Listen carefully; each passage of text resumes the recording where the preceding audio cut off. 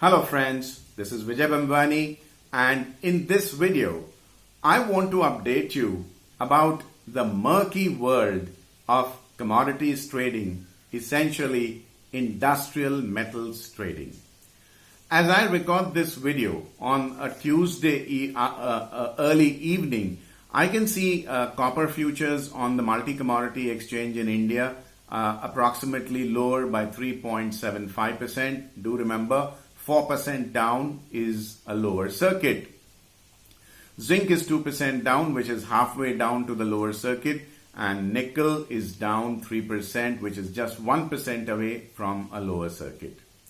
Now, why are industrial metals reacting so sharply, especially since on Monday, which is yesterday, when I'm recording this video, it's Tuesday, it will be uploaded onto my Equity Masters YouTube playlist on Wednesday. So why are industrial metals cracking like this on Tuesday, especially when on Monday all was well and everything was flying off the shelf? Base metal prices were running up like there was no tomorrow. Friends, in my previous videos, I have admitted that commodities are going through a bull market, but I have raised my doubts on a super cycle theory. Super cycle is when prices simply refuse to come down. They just go up one-sided and it is backed by physical demand. The buyer is actually banging on the doors of the supplier and saying, look, I want more and more of your supplies. In spite of whatever price you might quote me, give me more goods. Do you see that happening, or is this a bull market triggered by unbacked currency printing which has to get invested somewhere? Do remember, in the commodity super cycle hypothesis, which I raised my doubts against, I also gave you an example of lumber, wood, lakdi, which has risen 600% since the pandemic-based lockdown was imposed in March last year. Now on Monday, we saw very sharp declines in lumber. Why? Because it's a natural resource, abundantly available, and the kind of unnatural 600% rally in prices you knew were unsustainable.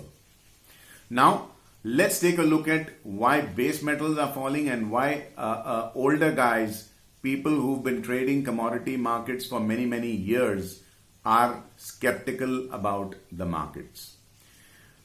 Let's go back to the Economic Times story, which was dated on 2nd of July 2020.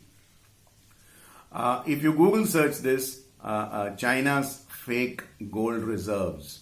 Now, at that point in time, whatever the gold reserves that Chinese had claimed, at least 4% of that was constituted by fake gold.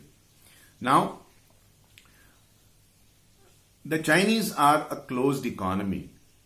It's not a democratic country, and the Communist Party of China controls the news flow, the data, and whatever is known in the public domain about the Chinese economy and the government.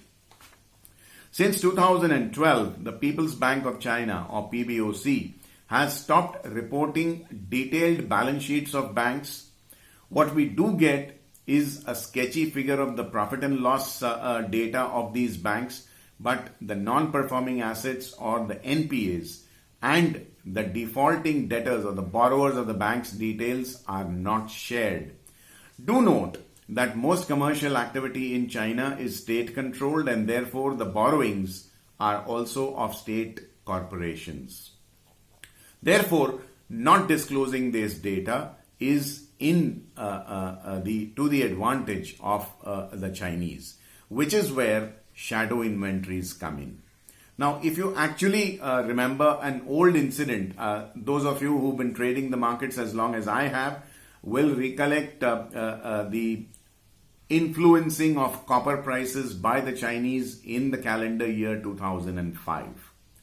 The Chinese basically wanted lower copper prices and they went on hammering the price. And unfortunately, copper prices in 2005 refused to fall. As a matter of fact, in 2006, it simply jumped up.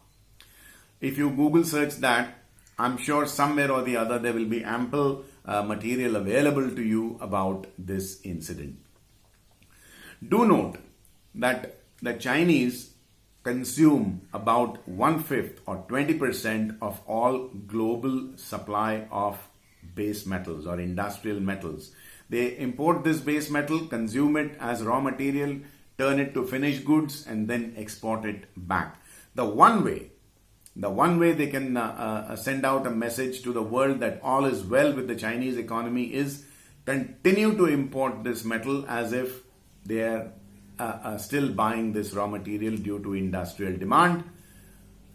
Give it to a Chinese state-hold company which will borrow from the People's Bank of China against this inventory, and then simply keep it there as inventory on its books. But do remember that we don't really know what extent of NPAs and what extent of collateral is with the People's Bank of China, because this data is not shared.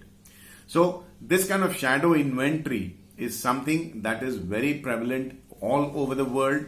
And take, for example, on my social media account, I shared via a tweet on 22nd of May 2021 how Congo is a pioneer of dark debt.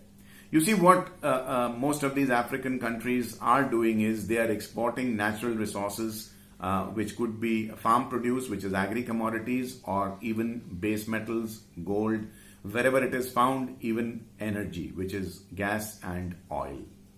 These governments are typically impoverished. Secondly, they are not all that clean, so there is a little bit of corruption and siphoning.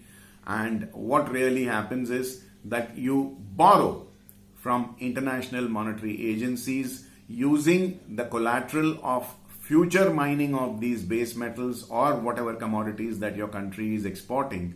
And therefore, these borrowings are treated as advances taken against future supplies, and they are never disclosed by the government as sovereign debt or borrowings by the government. Typically what happens is when it's time to pay up, the lender demands his money, or in most cases when the money is not forthcoming, they basically grab the supply of industrial metals, gold, or whatever it is that the country produces, of course at discounted rates. So the supply of metal continues even at discounts. Now this is something which is very, very prevalent in the metal space. So when younger traders are talking about super cycles and how prices will double, triple, or quadruple or something, I don't mind agreeing that there is a bull market. But I have my doubts about it being a super cycle. A bull market is when prices go up, but as they go up, they also fall as sharply as you saw on Tuesday. Which is why I'm seeing on my screen copper is down 3 3/4%, zinc is down 2%, and nickel is down 3%. This does not happen in super cycles. Prices are too strong to decline the way they are declining here.